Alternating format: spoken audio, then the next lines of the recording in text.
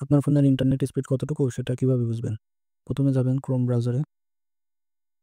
ব্রাউজারে গিয়ে করবেন ফাস্ট.কম।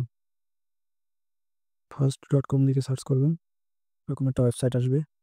এখানে আপনাকে শো করবে আপনার ফোনের ইন্টারনেট স্পিড কতটুকু, সেটা ডাটা হোক কিংবা ওয়াইফাই। এখানে টোটালটা শো করবে।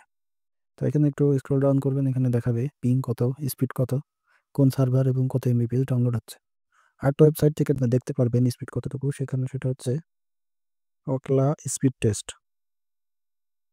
ওকলা স্পিড টেস্ট এখান থেকে সার্চ করলে দেখবেন ওকলা স্পিড টেস্ট নামে একটা ওয়েবসাইট শো করতেছে, এখানে ক্লিক করবেন।